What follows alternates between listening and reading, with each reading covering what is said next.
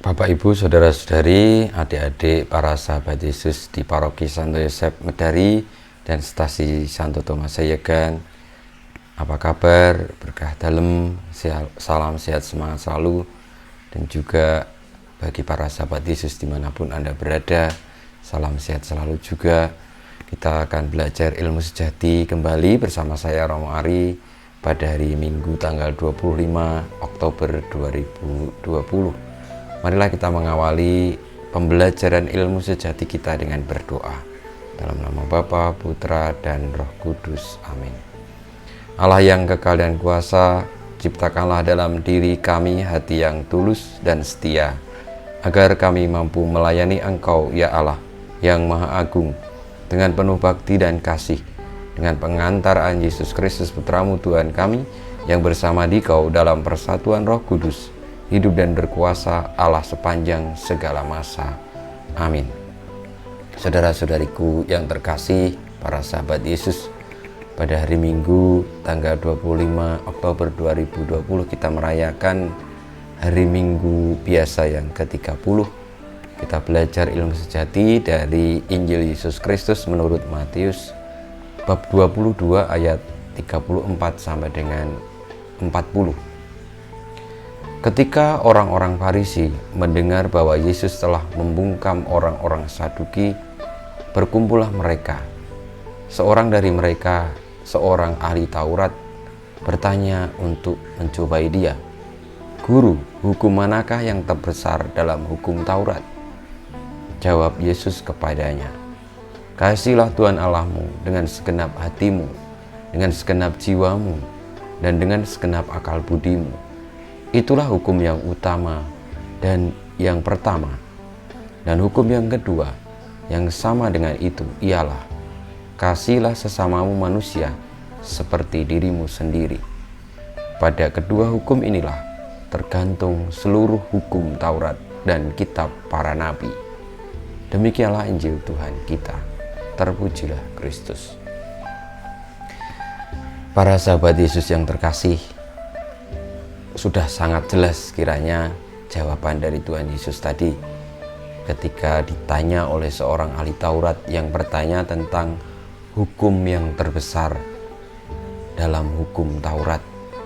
Dan kita semua tahu bahwa hukum Taurat itu adalah kisah tentang perjalanan iman bangsa Israel melalui kisah Abraham, bapak-bapak bangsa, bapak orang beriman yang diakui juga oleh orang-orang Yahudi, juga oleh umat Muslim, dan juga kisah mengenai nabi-nabi yang secara khusus dalam kitab Taurat itu menjadi kitab hukumnya orang Israel yang mengenal Yahweh sebagai Allah dan yang menjadikan umat Israel sebagai umatnya Tuhan.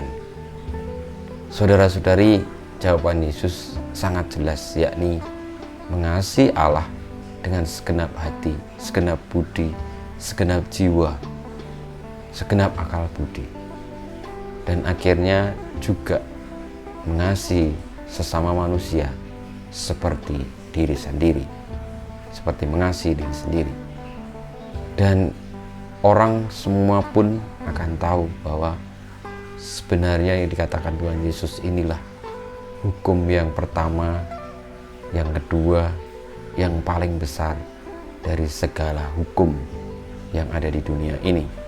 Karena Yesus tadi mengatakan bahwa pada kedua hukum inilah tergantung seluruh hukum Taurat dan kitab para nabi. Jadi semua kitab suci itu sebenarnya mewartakan hal itu.